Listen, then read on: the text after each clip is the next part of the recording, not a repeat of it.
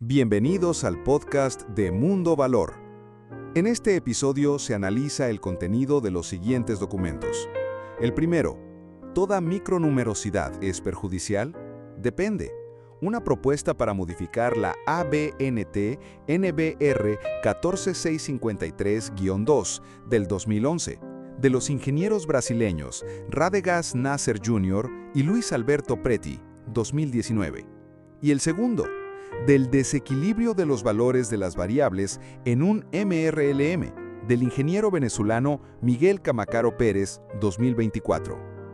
Los documentos proporcionados abordan el concepto de micronumerosidad de Arthur Goldberger en modelos de regresión lineal múltiple, especialmente en el contexto de valoraciones inmobiliarias, aportando opiniones fundamentadas con respecto al contenido del anexo A de la norma sobre el desequilibrio en las variables categóricas de la muestra de mercado.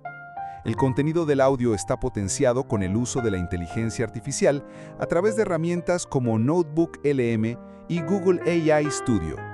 Aunque siempre habrá diferencia entre el contenido del documento y/o video con respecto a la respuesta de la herramienta de inteligencia artificial generativa, este episodio es un ejemplo fascinante de cómo la inteligencia artificial generativa produce un contenido innovador para nuestro canal. Disfruten del programa. Hola. Hoy nos metemos de lleno en la estadística aplicada a la valoración inmobiliaria. Es un campo donde, la precisión es clave, ¿no? Sí, fundamental. Tenemos aquí unos análisis técnicos bastante interesantes sobre un reto muy común. ¿Qué hacemos cuando los datos no son perfectos? Vamos a hablar de micronumerosidad y desequilibrio. Conceptos que suenan técnicos, pero que tienen miga. Exacto. Nos basamos en un artículo muy detallado de Miguel Camacaro Pérez, que analiza un caso de Brasil presentado por Radegast Nasser Jr. Ajá, en el COBREAP de 2019.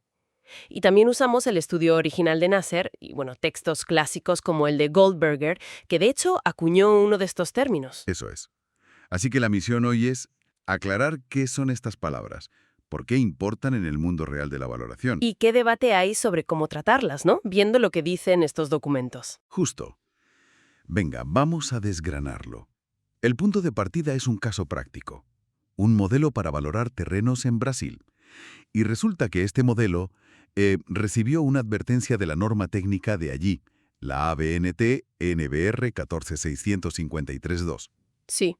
El motivo: micronumerosidad. ¿Qué quería decir la norma con eso exactamente? Pues mira, la norma brasileña, en su anexo A, usa micronumerosidad para un problema muy específico. Ocurre cuando una categoría dentro de una variable, sobre todo si es cualitativa o binaria, tiene muy pocos casos. Vale. En el estudio de Nasser había una variable llamada polo, que indicaba si el terreno estaba cerca de un punto de interés. Pues tenía 43 datos marcados con 0, o sea, lejos, Ajá. pero solo 3 datos marcados con 1, cerca. Y la norma exigía un mínimo que en ese caso eran unos 5 datos. Y no llegaba. No llegaba, exacto. Y ahí está el aviso de la norma. Pero aquí viene lo curioso, porque este uso de micronumerosidad no es el original de Arthur Goldberger. Ah, no. No. Él lo acuñó y parece que con bastante ironía para referirse a problemas parecidos a la multicolinealidad, pero causados por tener una muestra total muy pequeña. Pocas observaciones en general. Una N pequeña. O sea, pocos datos en todo el estudio. Eso es. No por un desequilibrio dentro de una variable concreta como en el caso de Brasil. De hecho, Camacaro Pérez sugiere que sería más preciso llamar a eso desequilibrio. Entendido. Un término, dos significados. Vale. Pero, a ver, aunque la causa sea distinta, desequilibrio interno frente a muestra global pequeña, los efectos se parecen. Goldberger relacionaba su micronumerosidad con problemas como la multicolinealidad. ¿Este desequilibrio también distorsiona los resultados? Pues sí, exacto. Un desequilibrio fuerte puede provocar efectos parecidos. Estimaciones de los coeficientes que bailan mucho, que son inestables, Ya. varianzas infladas, o sea, menos precisión, y dificultad para saber cuánto influye de verdad esa variable. Claro.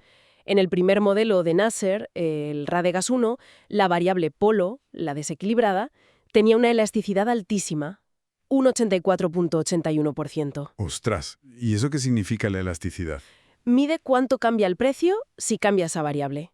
Un 84% es muchísimo. indica que esa variable, con solo 3 datos positivos, estaba explicando casi todo el modelo. Kamakaru dice que eso es básicamente ruido. Entiendo. Como que acapara la explicación de forma artificial. Justo.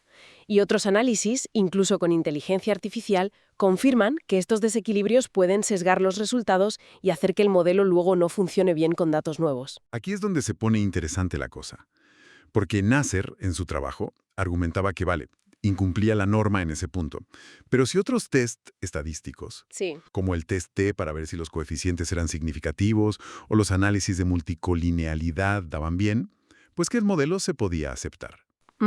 Sí, él hizo esas pruebas y concluyó que el modelo era aceptable, que era robusto, a pesar de ese detalle de la norma. Pero Kamakaru no se quedó ahí, ¿verdad? No, fue un paso más allá. Hizo simulaciones.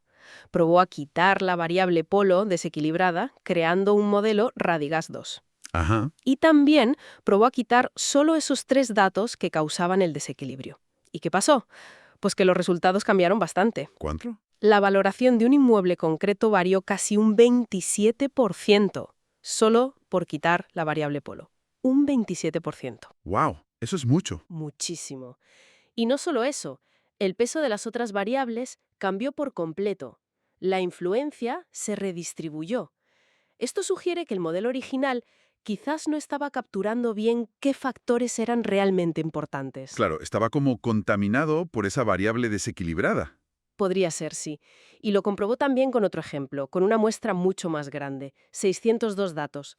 Vio cómo diferentes niveles de desequilibrio en una variable afectaban tanto a la elasticidad como a la predicción final. Entonces, ¿cuál es la conclusión de todo esto? ¿Hay que seguir la norma a rajatabla? ¿Ignorarla si otros test parecen dar bien? ¿O hay un camino intermedio? Pues lo que se ve en los análisis es que, ni la regla simple de la norma, ese conteo mínimo, es perfecta, Ajá. pero tampoco se puede ignorar un desequilibrio fuerte sin más. El problema real es el impacto que tiene ese desequilibrio en el modelo. El impacto, ¿vale? Nasser defiende usar tests más avanzados que el simple recuento. Kamakaru, por su parte, demuestra que el impacto puede ser grande y recomienda ser prudentes. Incluso sugiere quitar la variable si distorsiona mucho, a no ser que se justifique muy, muy bien por qué mantenerla. O sea, análisis caso por caso. Exacto. Y ambos parecen estar de acuerdo en que la norma necesita un repaso. Quizás usar la palabra desequilibrio sería más preciso que micronumerosidad para este fenómeno. ¿Y en ese sentido? Y centrarse más en medir el impacto, como con la elasticidad, en vez de solo contar casos. Que además esos mínimos que pide la norma parecen un poco inconsistentes según el tamaño de la muestra. Ya veo. Y ojo, sin olvidar la micronumerosidad original de Goldberger. Tener pocos datos en total, una muestra pequeña global, sigue siendo un problema gordo por sí mismo. Claro, eso no ha cambiado. No. Entonces, ¿qué nos deja todo esto? Pues a mí me deja pensando en esa tensión, ¿no?, entre seguir unas reglas estándar, que son necesarias, Sí, para tener una base común. y la necesidad de aplicar el juicio experto, de ver la complejidad de los datos reales, que nunca son perfectos. Totalmente. Plantea una pregunta importante para cualquiera que trabaje con modelos. ¿Cuándo seguir la norma a ciegas te impide hacer el mejor modelo posible? Buena pregunta. Y al revés, ¿cuánto desequilibrio o cuánta imperfección podemos permitirnos antes de que las conclusiones ya no sean fiables? No parece que haya respuestas fáciles con umbrales fijos. No, desde luego. Requiere, como decías, un análisis profundo, justificado, caso por caso. Mirar bien los datos y el impacto real.